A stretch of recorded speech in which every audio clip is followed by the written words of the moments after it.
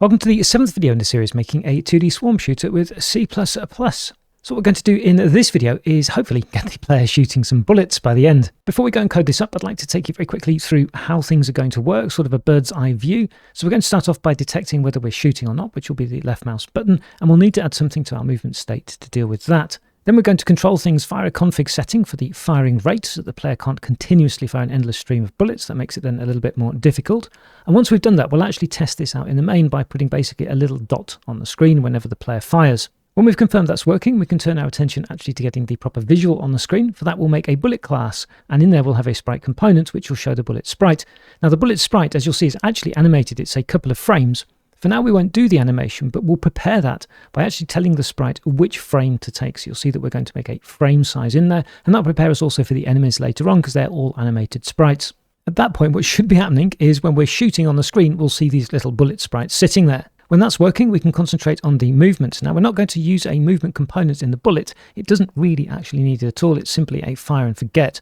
What we will do, though, is put some logic in there that it removes itself from the map when it goes beyond the bounds of the map. Otherwise, as we play the game, we're going to end up with thousands of bullets flying around at goodness knows where location way off the map. At that point, we'll be done with this particular video. That will be more than enough. And what we'll do then in the following video is we'll set up something known as an object pool, which will actually allow us to reuse the bullets that have gone off the map rather than having to create a brand new one each time we need one. So we'll dive into the code and start off with the shooting detection. Okay, then to start all this off, let's go to our movement state.hpp, and inside here we can add something in for the shoot detection. In my case, that's going to be a simple boolean, which we can set equal to false. Now we need to detect this, so let's go to our game input.cpp. Then here we can set our state.shoot, and that's going to be equal to, and then we're looking for is mouse button pressed, and we're looking for the mouse button left. And before we do anything else, let's check this is working. So we'll go into the main.cpp, and we'll add some temporary code into our game loop here. So once we've got the frame time here, what we'll do is add a boolean, and I'll call this just fired, and that can be equal to, and then we can get our game input, and then our state on there, and the shoot. And then down where we're drawing the player, we can check that if we have just fired, then what we'll do is we'll draw ourselves a little circle. So we can invoke a function called draw circle. Now we need the player's position for this also as integers, as you can see there. So we'll do an integer cast of the player.getPosition.x. We'll do the same thing for the y, then the radius that we want, which can be 6.0f. And then we can have, say, the color yellow. So if we run the game now, what should happen is when we press the left mouse button as we're running around, we should see a yellow dot. So here's the game, and there we go. You can see the yellow dot flashing on and off. We're not drawing it every single frame that happens, which is why it's flashing, but every time we click the mouse, we can see a yellow dot appear. So we are shooting. That's good. So I'll press escape to close that down and close down the terminal. Let's get this yellow dot in the correct position. And to do this, we're going to give the player a muzzle position. So let's go to the gameconfig.hpp, and we'll copy and paste the player pivot. I'm going to call this the player muzzle offset. Now this value here is actually going to be directly in pixels, and I've found around 54.0 to be about right for the X and around 8.0 to be about right for the Y. We're about to find out. Let's go into the player definition, and we'll add ourselves here also a vector2, which we can call the muzzle offset. And by default, we can initialize that to 0.0f. And then in the public functions here, let's also get the firing position. And this will actually get where we want to instantiate this yellow dot effectively. What we do need to do is set this correctly, but we'll do this in the initialization. So we're going to the player.cpp. Then under the movement speed, we can get hold then of our muzzle offset, and that's going to be equal then to our game config, and that'll be the player muzzle offset. And now we need to get the player's firing position, taking into account this muzzle offset. And to do this involves a couple of steps. So at the moment, let's say we're facing to the right, so we're not rotated at all, and our muzzle position is, say, around here. Now, our own position is represented by a vector2 in the X and Y, and the muzzle position is also represented by a vector2 in the X and Y. And the muzzle offset is this vector away from our actual position, like this. So to get the position where we're going to fire a bullet, we need to add our muzzle offset onto our current position. That's okay when we're actually facing directly to the right, but if we're rotated a bit, things get a little bit more tricky. So what we also need to do is basically, if I can get hold of this anyway, rotate this as well, like this if you like. So we're going to have to do this in two steps. The first one is to rotate the muzzle offset vector, and then we add it to the position that we're in. That should then always, irrespective of our rotation, put us in the right place to instantiate our bullets. Now if that sounds complicated, don't worry about it. It's all done for us by Raylib, so we don't need to worry about the maths. So we'll do this then, I think, below the get position here. So we'll do the get firing position const. Now to do this, we're going to need array math. Do we have it? So no, we don't. So at the top here, we'll add an include also for arraymath.h, and then we can go back down here. Then we'll convert our rotation that we have, which is degrees, into radians, which we'll need for this. Then we'll make a new vector2, and I'll call this rotated. And that can be equal to, and there's a function built into RayMath called vector2rotate. And we will rotate our muzzle offset by the number of radians. Then we can add this to the current position, and that will be where our muzzle is. So it will return from here a vector2 add. That will be then our transform.position and rotate it. And with that done, we should be able to use this now inside the main.cpp and actually draw our circle in the right place. So rather than get position, instead of this, what we can do is upgrade this for get firing position. And then if we run the application, we should find out when we press the left mouse button that we're shooting. Yeah, there you go. That's the place we're going to instantiate the bullets. And the important thing now is to rotate and just make sure we get the flash. Yes, we do. Perfect. Excellent. So I'll press escape to close that down and close down the terminal. So now what we can do is replace the circle that we have here actually with the bullet sprite. Let's go into the bullet sprite to have a look at it. So it's in images and bullet. And it's actually 2 frames here, which later on will be animating. We won't be doing that for now. And the way we'll animate, as you'll see, is by telling the sprite its frame width and its frame height, and then its frame number. And it'll use that number to multiply by the width and height to step through a sprite sheet. For example, here, stepping through the columns and the rows. In the case of the bullet, we're not going to be animating, but we do need to tell the sprite what size frame it is, so we can just take the first frame here by default. So I'll close that down and close that down, and close up the images here as well. So let's go into the sprite.hpp, and below the pivot here, we can add in a frame width, and we can also add in a frame height. Then let's drop into the implementation for the sprite, and then inside the initialization, we'll set these up. So the frame width is going to be equal to, and we have this down here actually, it's the texture width, and then the frame height is going to be equal to the texture height. Now we can replace these down here with the frame width and height. So we've got frame width in replace of that, and frame width in replace of that, then frame height here and here as well. And with that done, we've set our source rectangle to start top left of the sprite sheet and go along and down for the width and the height that we're going to specify. And in the case of the bullet, it's actually 17 pixels high and each frame is 32 wide, which is what we'll set here. And by setting that as our source rectangle, we effectively only take the first frame on that sprite sheet. Now we need to be able to draw it though. So let's go into our resource keys.hpp and I'll copy and paste that one here. So the name of this can be bullet and we'll change this to bullet. Then we need to go into our resource manager and actually load this up. So let's have a look. Where are we? So I'll copy this and paste this. This can then be bullet. And the name of this was lowercase bullet, I think. I've forgotten already. Let's check here. So it's lowercase bullet. So when we run our app now, our resource manager will automatically load this texture for us. We need to display it though, and rather just create a sprite, what we'll do is make a bullet class with a sprite component. So let's right click on here, new file, and we'll do bullet.hpp. We'll add in the pragma once. Then we can stub out our class for the bullet. And in the private, we'll give it a transform component, and we'll also give it a sprite component. Now I have loads of red here because I don't actually have these defined, so we'll include these. Then in the public, we're going to have a void and a draw, and then also the constructor. And for the constructor, we'll take in a vector2, which is going to be the position, and the angle of rotation as well. So we'll say float and angle.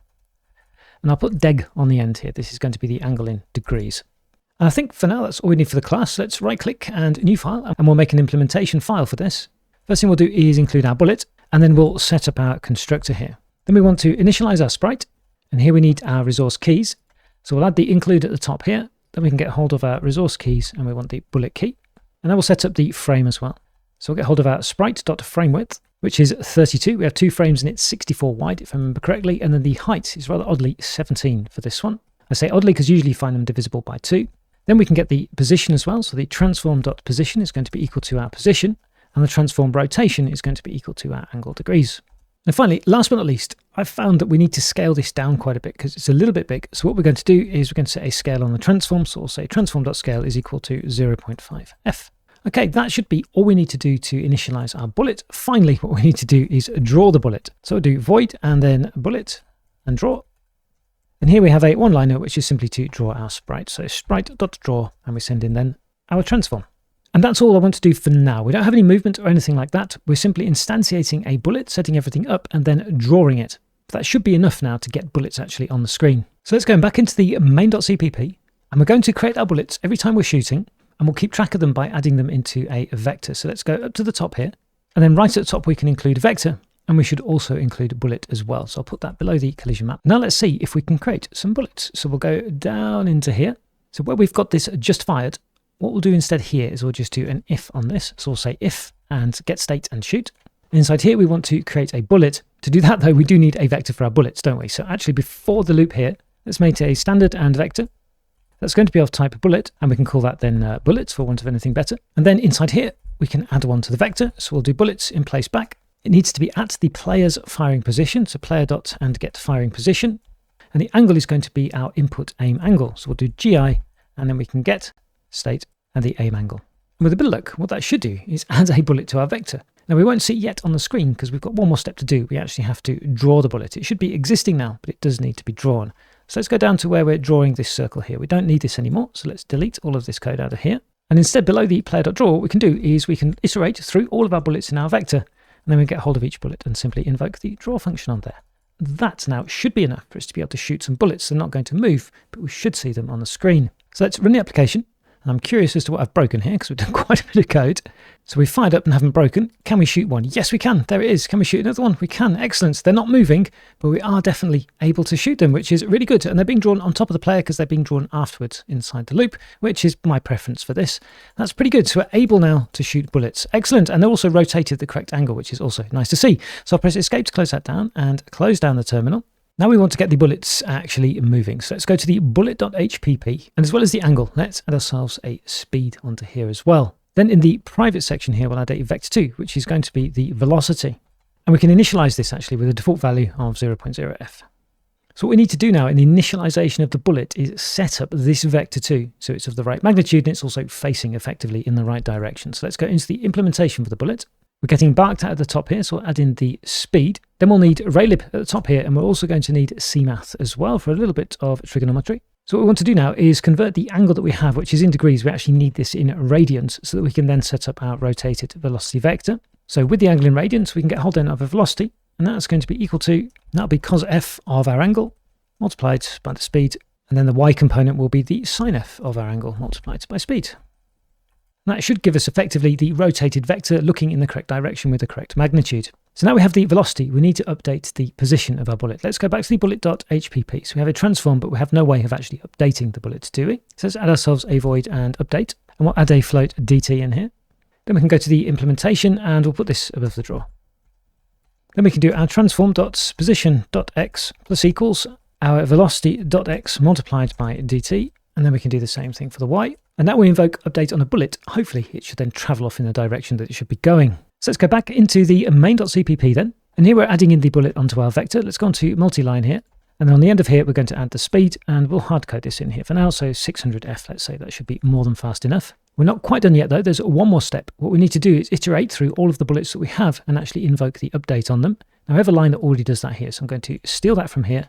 And after the player update, we can update the bullets by invoking then our update here, sending in then our DT. And that should be everything we need. What might be a good idea here is to add in another label down the bottom here so we can actually see how many bullets we have. So I'm going to steal the start of this one here, like this. And we'll do draw text format. We'll call this bullets. Here we're looking at the number of them, so we just need a %d. Then we'll take an integer cast of our bullet size and put this at, say, 700. And then I'll close this up for a bit more space, and we can take the same code from the line above, and that should leave us good to go. So I'll bring that back out. So with a drum roll then, we can hopefully run the application and actually find ourselves shooting some bullets. So here we go. Fire. Oh, we got a bullet. Good. I was wondering what I've broken, and rotate. Ah, wow, it's even going in the right direction. I wasn't sure about that, but it seems to actually be okay. Now, as I'm shooting here, you can see that we're getting loads of more bullets down the bottom. So we can see the little debug label up to 30 odd bullets, 40 odd bullets now. So we don't have anything in here to actually remove them once they've gone outside the bounds of the map or anything like that. We're coming to that later on, but we are able now to spawn some bullets, which is really cool. So I'll press escape to close that down. Close down the terminal. Now I did say at the beginning of this video that we would finish things by removing the bullets from the map when they've gone off the edges, but as we're doing this I've realized we've already done quite a lot, and it's probably a good idea to push that into the next video where it kind of fits together with the object pools as well. So we'll leave this one here. Thanks very much for watching. Comments and questions welcome as always, and I look forward to seeing you in the next one.